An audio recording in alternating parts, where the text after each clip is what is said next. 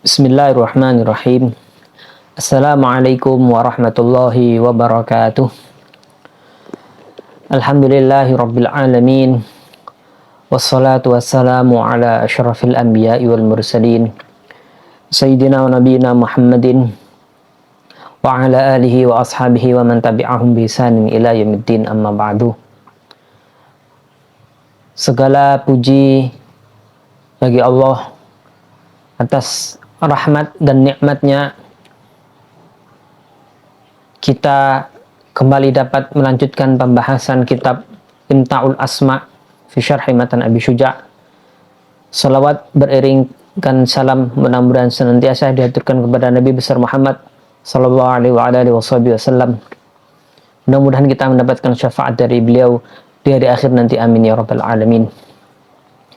Mengawali pembahasan kita, sebagaimana biasa, marilah kita kirimkan Fatihah kepada guru-guru kita, kepada ulama-ulama Islam, khususnya kepada penulis kitab Imta'ul Asma dan juga mu'alif kitab Al-Ghaya wa Taqrib. Mudah-mudahan kita mendapatkan manfaat atas ilmu yang kita pelajari hari ini. Ala hadiniya salihah wa kuliniyatin tayyibah. Mafkan al-Fatihah. Bismillahirrahmanirrahim. Alhamdulillahirabbil alamin arrahmanir rahim maliki yaumiddin. Iyyaka na'budu wa iyyaka nasta'in ihdinas siratal mustaqim siratal ladzina an'amta 'alaihim ghairil maghdubi 'alaihim waladdallin. Rabbi fili waladayya. Bismillahirrahmanirrahim. Baik, di kesempatan sebelumnya kita telah membahas rukun-rukun haji dan juga wajib haji. Sekaligus juga kita telah membahas rukun dari umroh. Dan kita telah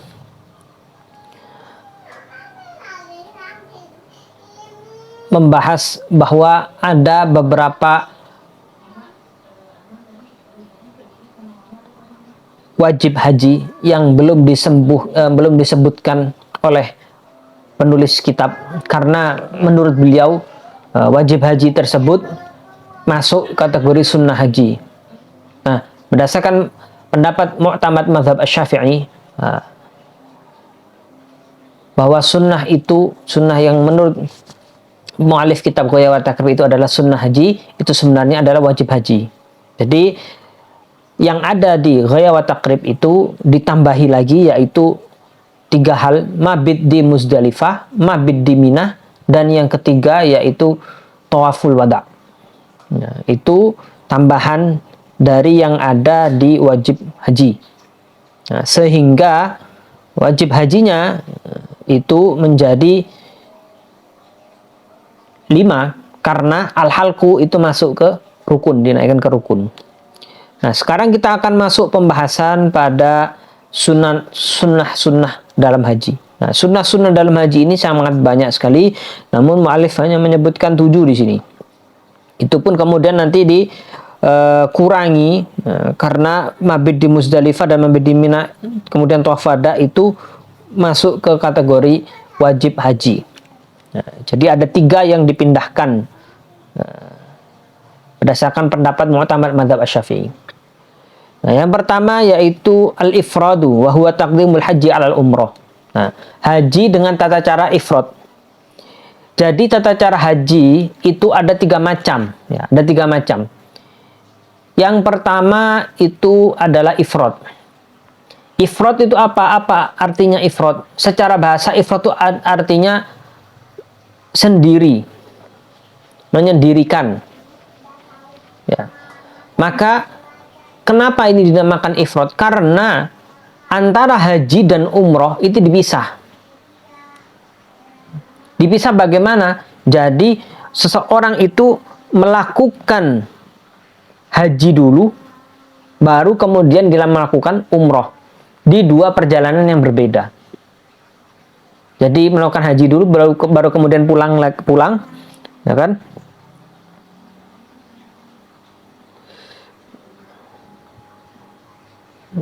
Jadi seorang itu haji dulu, nah, melaksanakan ibadah haji sampai selesai, kemudian dia keluar dari tanah haram, baru kemudian dia mengambil ihram lagi untuk umroh.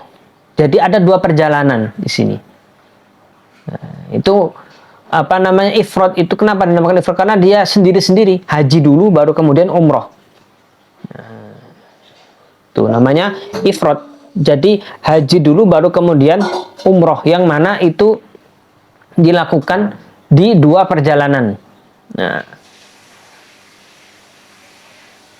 dan ini yang menurut mazhab Syafi'i sebenarnya adalah cara haji yang paling afdol.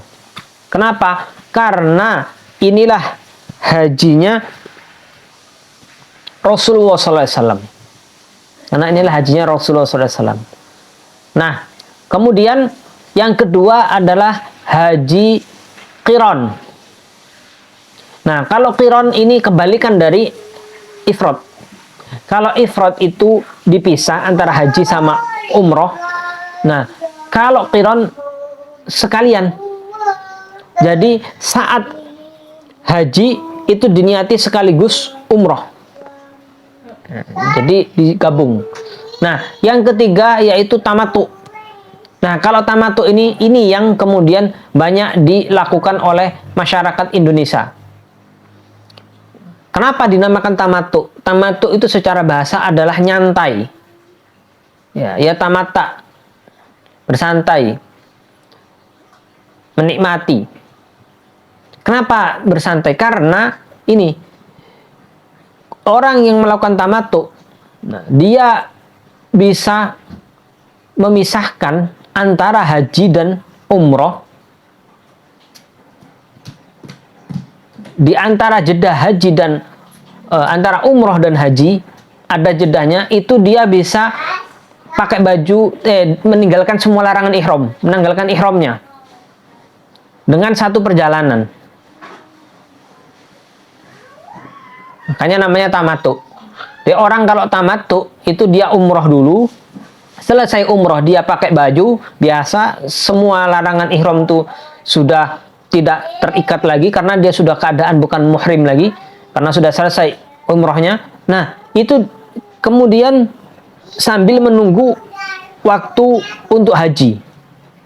Nah, ini kenapa orang Indonesia pakai ini? Kenapa? Karena kalau pakai ifrad atau tamattu, nah bayangkan kalau orang itu datang di Mekah sebulan sebelum pelaksanaan haji. Berarti dia harus pakai baju ihram dan menahan semua larangan ihram itu selama 1 bulan. Nah, maka ini sangat berat. Memang betul, yang afdolnya tata cara haji adalah ifrad. Tetapi ini sangat berat sekali. Kenapa? Karena kalau ifrad itu seorang itu datang untuk haji itu sudah dalam keadaan ihram. Jadi ketiga-tiganya ini orang harus ihram dari mikotnya. Berarti kalau dia datang dari Indonesia, mikotnya dari Yalamlam, atau kalau menurut pendapat MUI itu boleh ihram di Bandara Jeddah. Nah, ketika datang dia sudah pakai baju ihram. Nah, kalau misalkan dia datangnya seminggu saja sebelum pelaksanaan haji, berarti dia selama 1 minggu harus menjaga diri dari larangan-larangan ihram. Nggak boleh pakai wangi-wangian, bayangkan. Nggak boleh penutup kepala, nggak boleh pakai celana dalam yang berjahit dan sebagainya. Itu selama 1 minggu, tentu ini berat.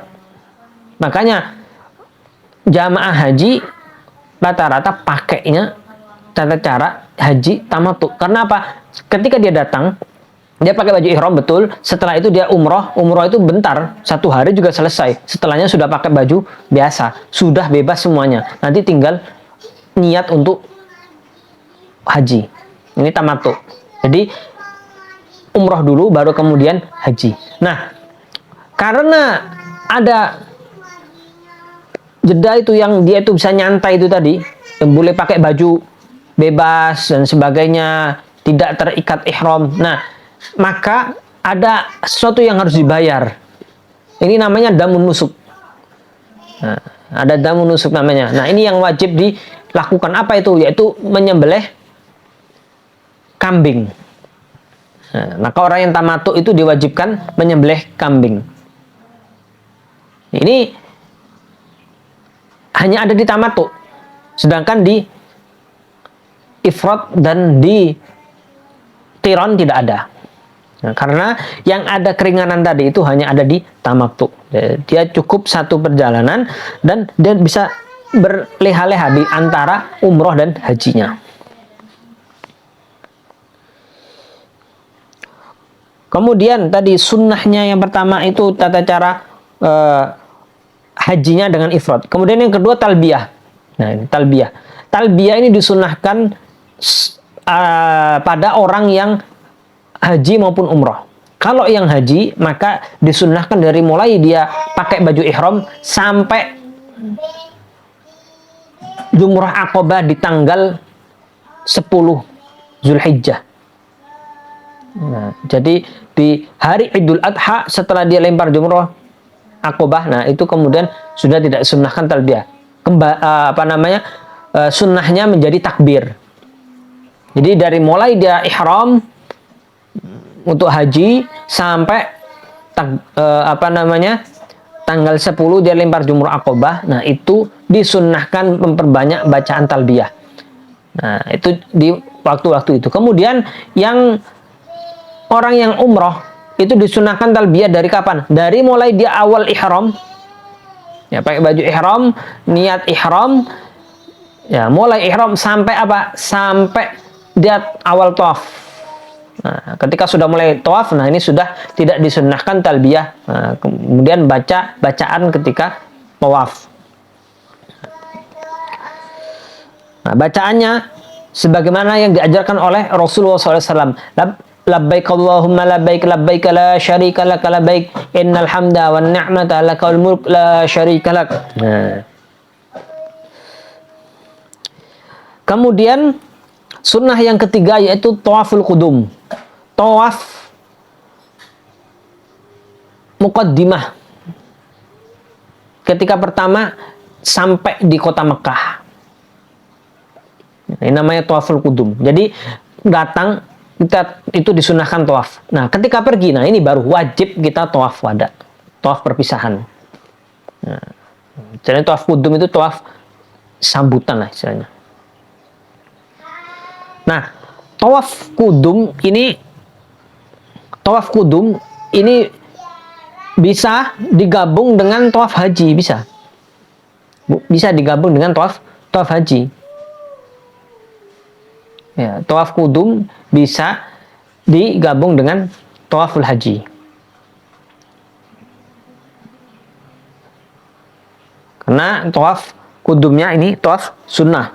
Nah, nggak boleh kalau dua-duanya wajib, itu nggak boleh. Misalkan tawaf haji digabung dengan tawaf wada,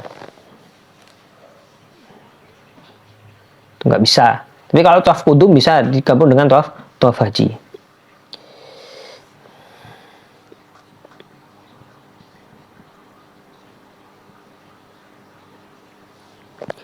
Nah, kemudian di sini di mana kitab Ghaya wa Taqrib itu ada juga mabit di Muzdalifah. Mabit di Muzdalifah sebagaimana kami sebutkan sebelumnya itu dipindah menjadi wajib haji. Kemudian mabit di Muzdalifah juga. Nah, di antara sunnah-sunnah dalam haji dan umroh juga rakaat tawaf. Salat sunat 2 rakaat tawaf ya, ketika selesai tawaf. Nah, lokasinya di mana? Di belakangnya Maqam Ibrahim. Di belakang Maqam Ibrahim.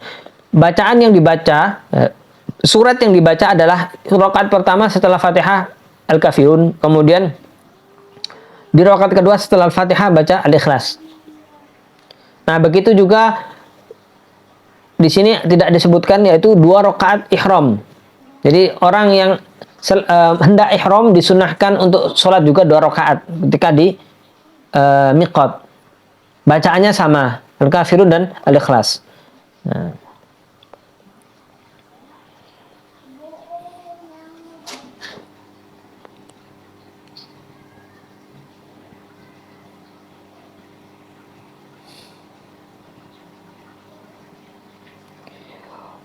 Wa yatajarradu ar-rajulu 'inda al-ihram min al-makhiti wa yalbasu izaran wa ridaan abyadaini. Nah. melepaskan seorang laki-laki melepaskan dari ketika ihram itu dari pakaian yang berjahit. Nah, ini wajib harus dilepaskan karena memakai hal yang pakaian-pakaian yang berjahit itu haram. Wa yalbasu izaran wa ridana biyadaini. Nah, ini disunnahkan juga bagi laki-laki memakai kain ihram yang warnanya putih. Boleh nggak kalau warnanya selain putih? Boleh saja. Tapi dianjurkan kalau ada yang putih. Nah, berikutnya faslun fi muharramatil ihram. Hal-hal yang diharamkan ketika ihram. Nah, perlu kami garis bawahi ya. Perlu dicatat bahwasannya ihram dari miqat itu adalah wajib haji. Wajib haji. Nah, sedangkan ihramnya sendiri adalah rukunnya haji. Jadi orang nggak boleh dan nggak bisa dia haji atau umrah tanpa ihram. Nah, ihram itu jangan dimaknai sebagai melepas baju saja, tidak. Melepas baju terus pakai baju ihram itu demi untuk menghindari larangan ihram. Ihramnya sendiri itu apa? Niat masuk ke haji dan umroh. Niat masuknya haji dan umroh.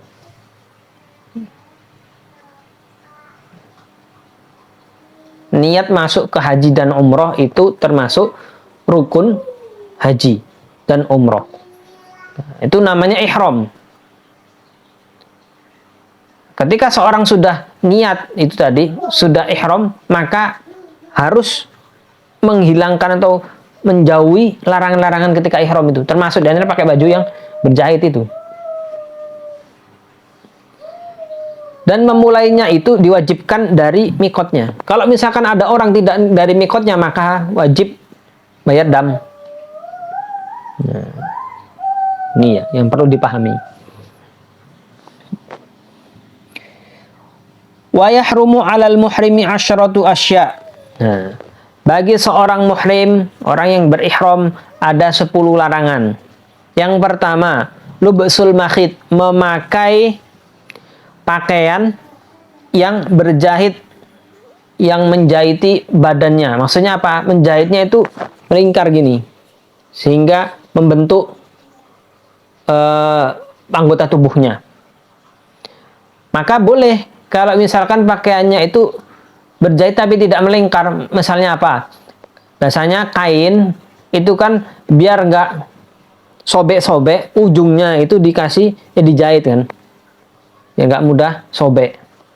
Nah, itu nggak apa-apa.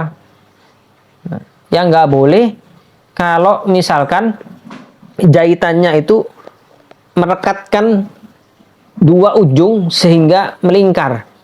Nah, itu yang tidak boleh. Wa yahrumu 'alaihi rabdul rida haulahu. Nah, mengikatkan sorban di sekeliling badannya. Nah, ini juga tidak boleh.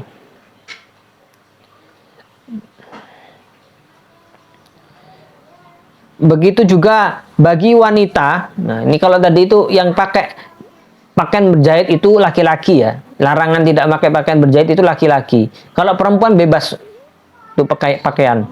Nah, larangan bagi wanita itu apa? Dalam hal pakaian. Nah, menurut mazhab Syafi'i yang dilarang dari seorang wanita adalah memakai cadar. Nggak boleh pakai cadar. Nah, karena ada hadis Nabi SAW dalam riwayat Al-Bukhari, wala tantaqibul mar'atul muhrimah.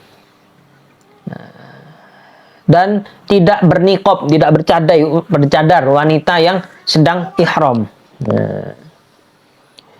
Adapun bagi laki-laki la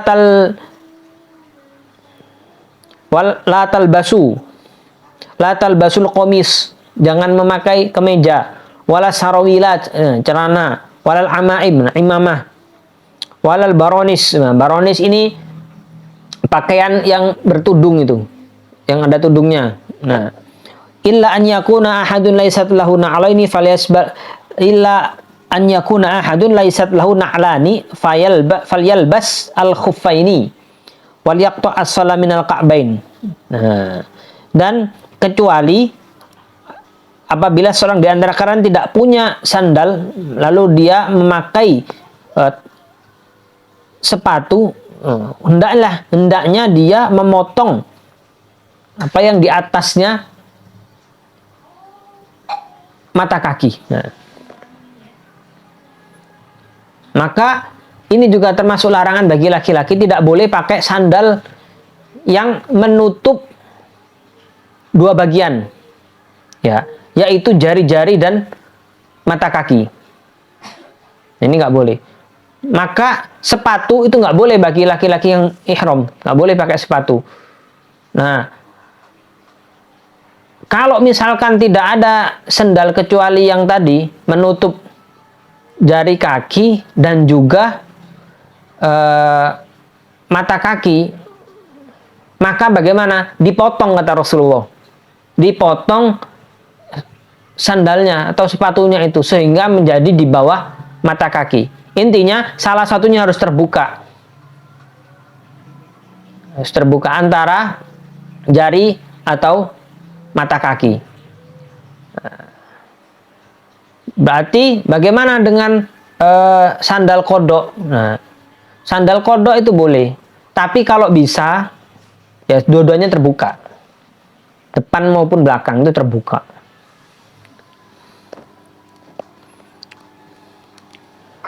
Wa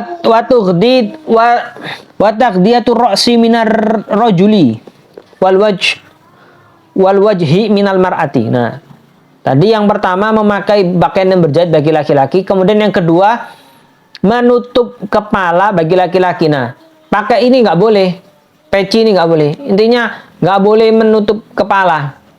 Kalau payung gimana? Payung nggak apa-apa. Jadi yang nggak boleh itu kalau nempel, satunya nempel. Kalau misalkan tidak nempel nggak apa-apa. Nah, hati-hati biasanya kalau pas tanpa sengaja misalkan lupa gitu, terus padahal dia tahu itu, nggak sadar kalau lagi ihram, kemudian nutup kepalanya pakai kain ihram gini. Nah, itu nggak boleh. Nah, atau pas tidur kemudian nutup dengan selimut, nah itu nggak boleh juga. Nah, bagi perempuan tadi sebagaimana yang kami sebutkan, tidak boleh menutup mukanya.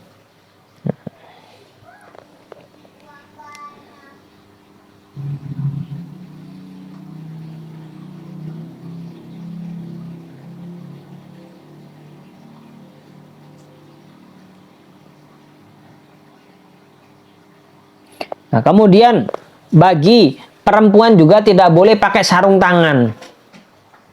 Nah, ini wanita tidak boleh pakai sarung tangan. Nah, wanita tidak boleh pakai sarung tangan.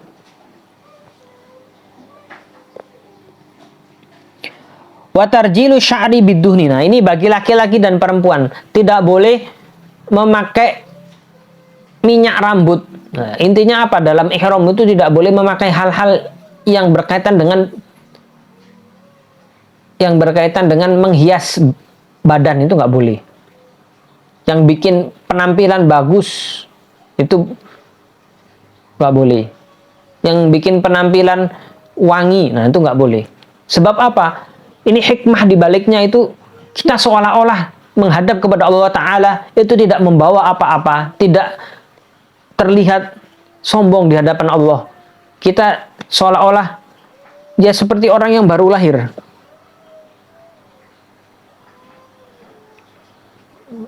Kita seolah-olah rendah di hadapan Allah. Nah, itu hikmahnya. Makanya hal-hal yang berkaitan dengan menghias itu tidak boleh ketika kita ihram. Nah, tarjilu sya'ri bidduhni. Nah, ini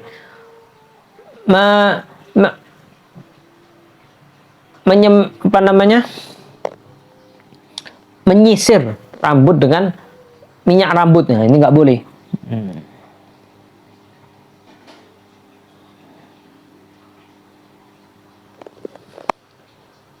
Nah, kalau nyisirnya bagaimana? Nah, nyisirnya itu makruh. Nyisir rambut ketika ihram itu makruh. Kenapa makruh? Karena rentan ada yang rontok. Nah, sedangkan tadi, nanti ada penjelasan. Nah, cabut rambut itu termasuk yang terlarang ketika ihram. Nah, wahalquhu, nah ini, motong rambut atau nyambut rambut satu helai pun nggak boleh. Makanya kemudian menyisir rambut yang itu rentan ada yang rontok. Nah, ini menjadi makruh karena untuk menghilangi itu. Wataklimul adfar, nah motong kuku nggak boleh. Nah, rambut itu tidak hanya rambut kepala ya, semua bagian rambut, termasuk rambut yang bagian bawah atau ini apa namanya bulu ketiak. Nah, itu juga termasuk. Watib, nah memakai wangi-wangian juga nggak boleh. Waqatlus sayd, nah membunuh hewan buruan nggak boleh. Baik itu di luar haram atau di dalam tanah haram, apalagi di dalam tanah haram. Di dalam tanah haram itu tidak boleh berburu hewan. Bagi siapapun, bagi yang ihram atau yang tidak ihram. Nah, kalau di apa namanya luar tanah haram itu ya kita bebas kalau nggak ihram. Tapi kalau punya ihram, nah, nggak boleh memotong, tidak boleh berburu hewan. Nah, ini yang perlu dipahami bahwa tidak ada larangan motong pohon atau memetik pohon bagi orang yang ihram. Yang ada itu larangan memotong pohon kalau di dalam tanah haram Mekah. Kalau di luar tanah haram Mekah, nah itu boleh. Jadi perlu dipahami, yang dilarang itu adalah berburu hewan. Kalau pohon itu tidak dilarang kalau di luar tanah haram. Kalau di dalam tanah haram itu memang larangannya karena tanah haramnya, bukan karena ihramnya. Maka kalau di tanah haram, baik orang yang berihram atau yang tidak berihram itu memang nggak boleh kalau motong pohon atau apa namanya mengambil pohon, metik ranting, itu nggak boleh. Itu kalau di tanah haram. Kalau di luar tanah haram, siapapun boleh, mau ihram nggak ihram boleh. Nah, kalau berburu hewan di dalam tanah haram nggak boleh bagi siapapun.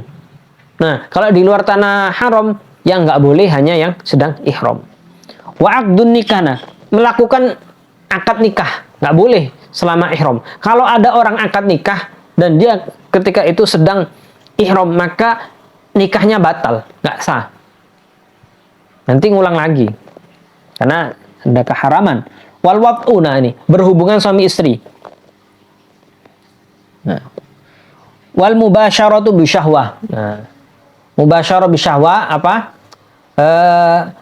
Bertumbuh dengan syahwat. Nah, ini juga terlarang.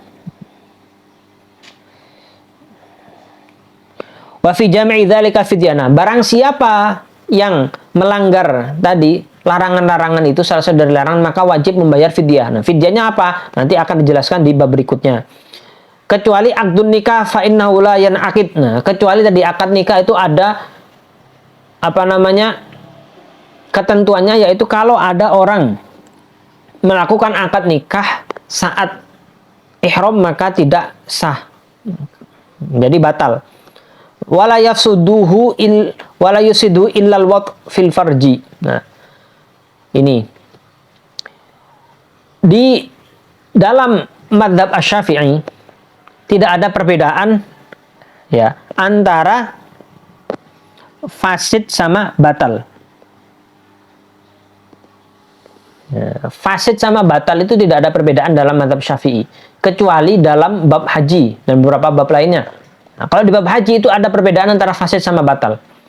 Batal itu apa? Orang itu kalau batal hajinya berarti dia keluar otomatis, tidak dalam keadaan ihram dan tidak perlu melanjutkan hajinya. Udah selesai. Nggak ada kaitan dia dengan haji. Nah, kapan orang itu menjadi batal hajinya? Ketika dia murtad. Itu batal. Nah, kalau fasid itu hajinya tidak sah. Dia tidak dinamakan haji lagi. Tapi dia tetap harus menyelesaikan rangkaian hajinya. Tetap harus melanjutkan rangkaian hajinya. tapi hajinya menjadi tidak sah, maka dia harus mengkodoknya tahun depan lagi. Atau kapan dia sebisanya, secepatnya. Kapan orang itu hajinya fasid, yang mana dia tidak sah tapi tidak harus melanjutkan, yaitu ketika dia berhubungan badan ketika sedang berihram, sedang dalam rangkaian haji, belum tahallul awal, belum tahallul asani, dia berhubungan badan, maka hajinya menjadi tadi fasid. Nah, sedangkan kalau orang yang murtad, nah itu batal, dia nggak perlu lanjutkan. Kenapa? Dia udah murtad, nggak boleh lagi ke tanah haram, ya kan?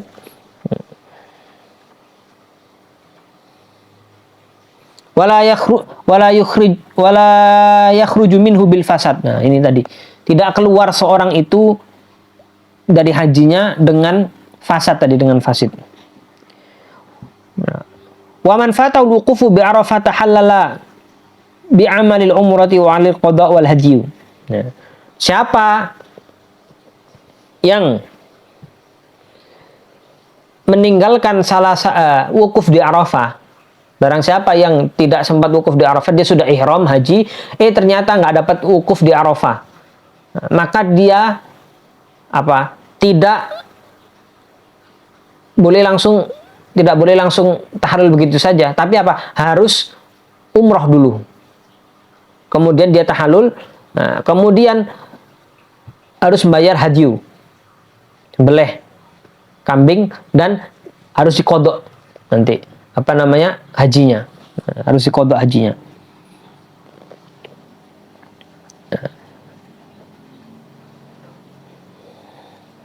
Wa man taraka ruknan lam yahil min ihrami hatta ya'tiya bihi. Nah, siapa yang meninggalkan salah satu rukun dari rukun haji, maka dia tidak bisa bertahallul, nggak boleh tahallul sampai dia melaksanakan rukun haji itu. Sampai dia melaksanakan rukun haji itu. Nah, beda ya. Kalau tadi wukuf itu kan memang ada batasan waktunya, ya kan? Ada batasan waktunya. Maka orang kalau dia ketinggalan wukuf, nggak bisa dong dia wukuf di keesokan harinya. Kalau udah ketinggalan wukuf, maka caranya bagaimana tahallulnya? Maka dia harus umroh, tahallul, kemudian tadi bayar hadyu, kemudian kodok tahun depannya. Nah, kalau orang tidak bisa melaksanakan salah satu rukun selain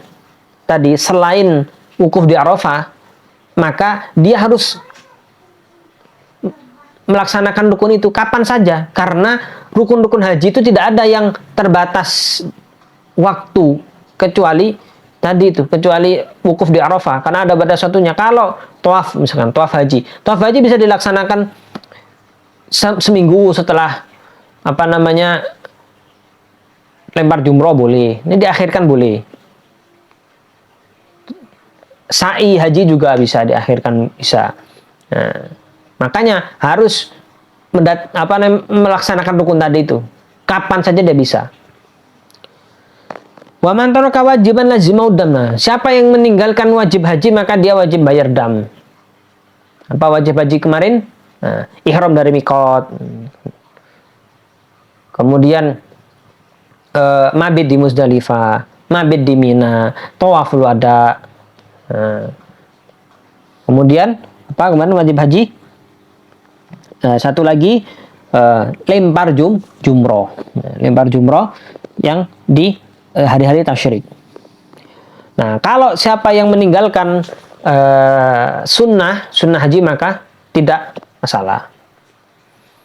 Nah, ini, dan perlu kami tekankan di sini bagi yang sedang melaksanakan umroh atau haji dan dia ragu apakah bisa melaksanakan haji ini dengan baik sampai akhir, atau mungkin dia bisa sakit di tengah jalan, di tengah proses ibadah haji atau umroh, sehingga tidak bisa menyelesaikan sampai akhir, khawatir misalkan orang tua atau punya penyakit. Nah, ada satu niat yang apabila dibaca orang itu, maka dia bisa tahallul dimanapun dia tidak mampu melanjutkan dan tidak perlu bayar dam. Bacaannya adalah in habasani habisun famahilli haitsu habasani. Ya. In habasani habisun famahilli haitsu habastani. Ini dibaca setelah niat ihram. Kalau orang sudah berniat tadi membaca tadi itu, maka di mana saja dia tidak bisa melanjutkan, tidak mampu lagi melanjutkan hajinya atau umrohnya, maka dia bisa langsung tahalul tanpa membayar dam. Ini sebagaimana diajarkan oleh Rasulullah SAW ketika ada seorang sahabat yang bertanya kepada Rasulullah, dia punya penyakit, kemudian khawatir tidak bisa menyelesaikan ibadahnya. Kemudian oleh Rasulullah diajarkan bacaan ini. Nah, demikian ini yang bisa kami sampaikan untuk kesempatan kali ini. Apabila ada pertanyaan bisa disampaikan ke pengurus Qalbun Salim, dan apabila ada hal-hal yang kurang berkenan, kami mohon maaf sebesar-besarnya. Billahi taufiq wal hidayah wa ridha wal inayah. Assalamualaikum warahmatullahi wabarakatuh.